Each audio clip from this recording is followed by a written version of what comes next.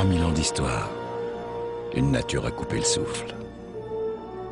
Des sommets enneigés de l'Atlas aux vastes plaines fécondes, des collines parsemées de villages berbères, aux paisibles étendues désertiques et aux côtes bouillonnantes d'activité. L'expression « terre de contraste », tant galvaudée, semble avoir été inventée pour le royaume chérifien. Des côtes de l'Atlantique aux plages de la Méditerranée, ce pays capable de préserver son patrimoine tout en s'adaptant aux exigences de la modernité, recèle une richesse insoupçonnée, celle des hommes. Promontoire d'un immense continent, nul ne saurait dire ici si commence l'Afrique ou finit l'Europe.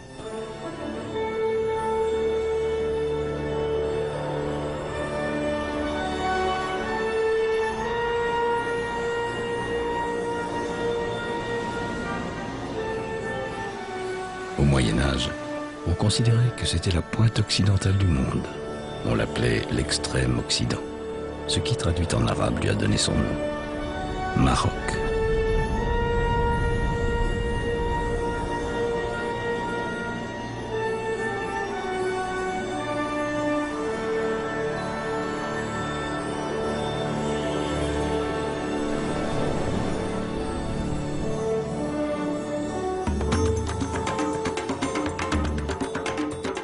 Capitale culturelle du Maroc traditionnel, Fès est la troisième ville du pays. Sa mosquée, Karaouine, siège de l'université, demeure l'un des centres intellectuels majeurs du Maghreb depuis l'époque médiévale, qui voyait les savants du monde entier affluer vers ses prestigieuses écoles de médecine, de mathématiques ou d'astronomie. Mais Fès est aussi une véritable capitale de l'artisanat, avec son industrie du cuir et la présence des plus anciennes tanneries du royaume. Celle de Chouara, établie depuis le Moyen-Âge dans la Médina, est aussi la plus grande. Ghali Rahali est maître artisan, fonction la plus élevée de la tannerie, comme son père l'était avant lui. Je vais au marché pour acheter les pots et rien qu'au toucher, je sais immédiatement ce que je vais faire avec, quel produit je vais pouvoir créer. Et puis on se rencontre, on négocie les prix, on peut marchander.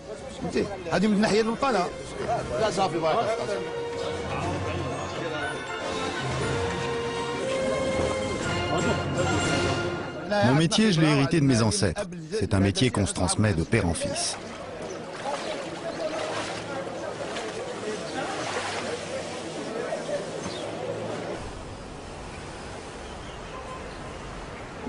Dans un premier temps, j'achète moi-même les pots. Ensuite, ce sont les ouvriers qui s'appliqueront à retirer la laine et à disposer les pots dans les tanneries.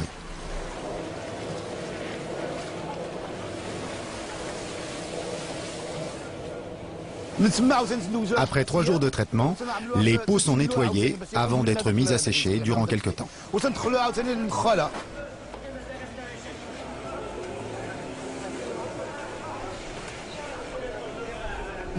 Ensuite, on remet les pots dans les tanneries afin de les colorer avec des produits naturels. Tous les produits qu'on utilise ici sont 100% naturels.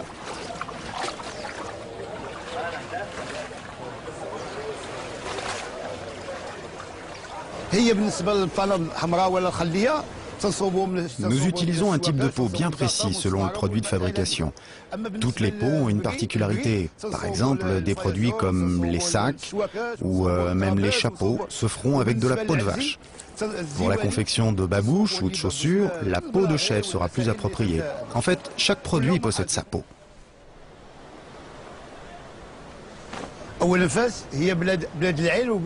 Fès, c'est la capitale culturelle du Maroc, mais elle est également reconnue comme la ville du tannage. Nous continuons à travailler comme l'ont fait nos ancêtres, les premiers tanneurs de Fès, ce qui fait notre réputation dans tout le pays. Quand Moulay Idriss, le fondateur de Fès, est arrivé ici, il a commencé par construire des tanneries. Les Juifs ont été les premiers à se lancer dans le métier. Et après leur départ, nous avons repris et entretenu cet héritage. Aujourd'hui, nous travaillons toujours de la même manière qu'à l'époque.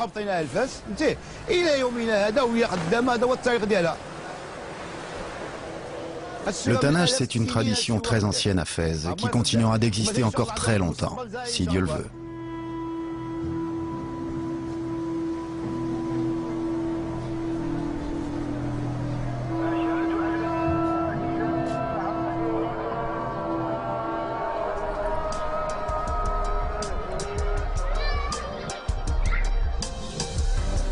La plus ancienne des villes impériales marocaines représente un joyau vieux de 12 siècles, dont la Médina, véritable labyrinthe d'une cité hors du temps, est classée au patrimoine mondial de l'humanité.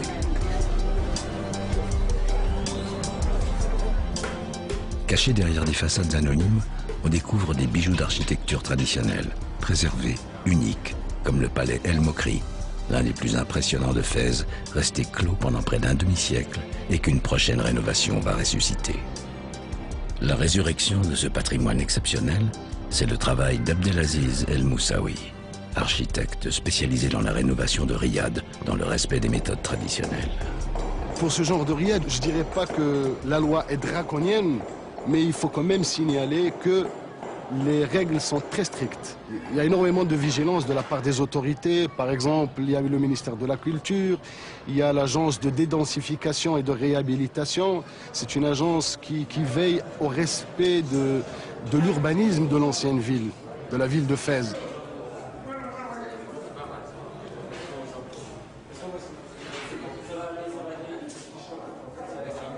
Les matériaux à respecter dans ce genre de riad, ils sont connus. Il y a le zélige. Le zélige, qui dit zélige en arabe, ce sont les petits carreaux qui sont travaillés à la main. Il y a le bois. Le bois, en général, pour ne pas dire à 99%, c'est du cèdre. C'est un matériau qui peut durer des siècles. Et puis, c'est un matériau local. Il y a le fer forgé. Il y a le plâtre. Le stuc, c'est le plâtre qu'on arrive à travailler, à sculpter.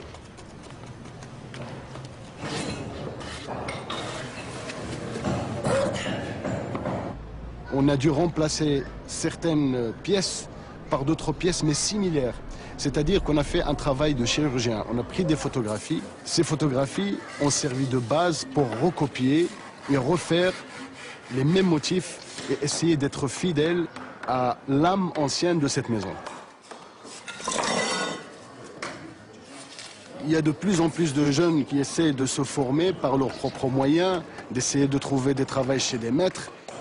Et de l'autre côté, il y a aussi la tutelle de l'État qui essaye, avec le ministère de la Culture, avec beaucoup d'organismes, de faire intéresser les jeunes à cet artisanat-là.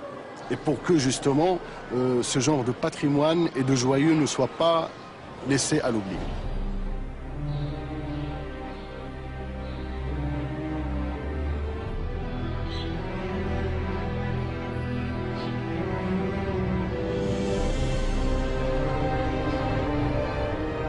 La ville de Fès a quand même une particularité par rapport aux autres villes marocaines. C'est vrai que c'est la première ville au Maroc, elle a 2 siècles d'histoire, c'est la capitale spirituelle, religieuse, cultuelle. Elle a la particularité d'adopter les gens, cette ville. Elle est très cosmopolite. Et vous sentez que tout le monde veut appartenir à cette ville et tout le monde veut mettre du sien pour la sauvegarder, pour lui rendre hommage en quelque sorte. Parce que cette ville, elle reçoit et elle donne.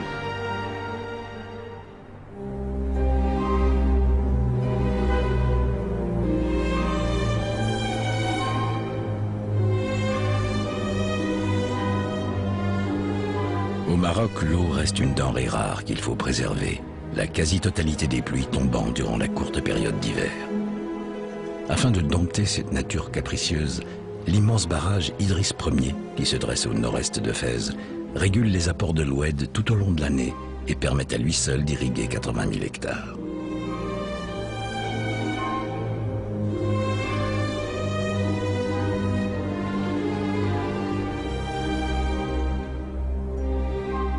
Coincés entre le Rif et le Moyen Atlas, ces grands espaces sont le terrain d'une agriculture variée, secteur clé de l'économie marocaine, puisqu'il emploie près de la moitié de la population active du pays.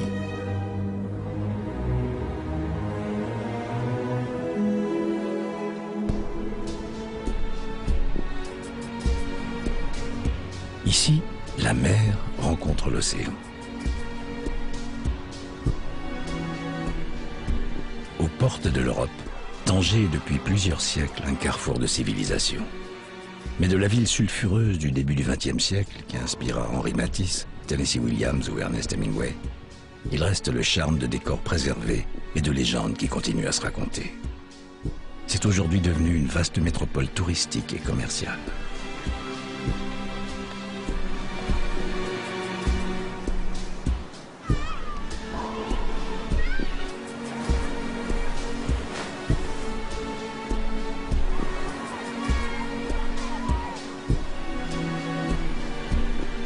À la périphérie de la ville s'étend d'ailleurs le premier port de commerce du Maroc, à seulement 15 km des côtes espagnoles, sur le détroit de Gibraltar, la deuxième voie maritime la plus fréquentée au monde.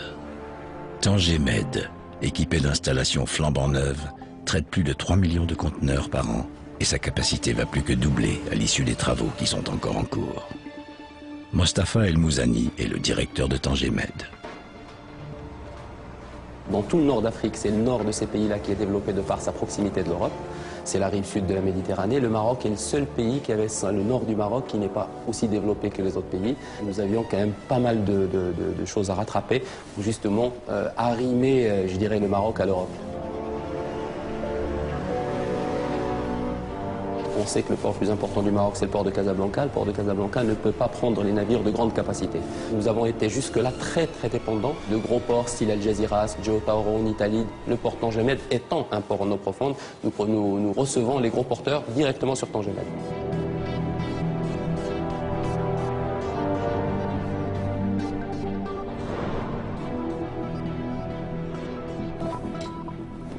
Nous sommes dans le détroit de Gibraltar, c'est 100 000 navires qui croisent nord, sud, est, ouest. C'est la bonne position et nous sommes heureux de l'avoir choisi.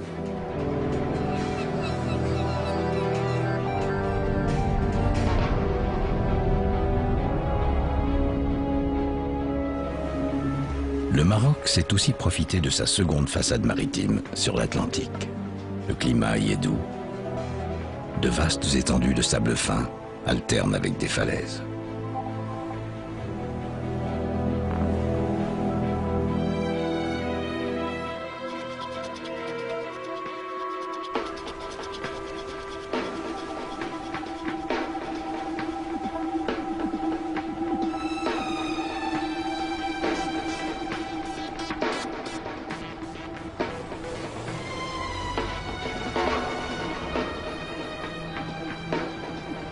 Rabat, deuxième ville du Maroc en densité, est la capitale politique du royaume depuis 1912.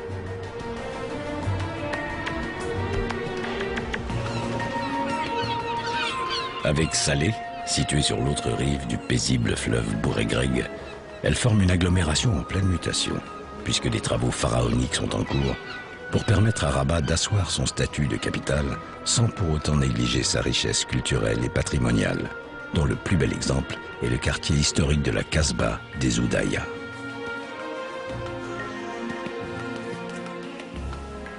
À la fois architecte et historien, Mohamed Essemar travaille à la mutation de la cité tout en assurant la préservation de ses trésors architecturaux.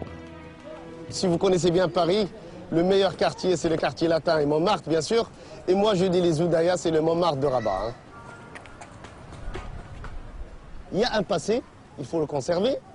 On est dans le présent, on est dans un Maroc du 21e siècle. Il faut construire un futur. Le tunnel des Oudaya, c'est à la fois du modernisme pour pouvoir fluidifier la circulation, résoudre le problème de circulation et tout, certes, mais on a conçu ce tunnel pour protéger les Oudaya, pour protéger la Médina de Rabat, parce qu'elle était agressée par la pollution auditive et la pollution des échappements, qui est justement une agression pour les parois et pour tous les monuments de la Casbah et de la Médina de Rabat.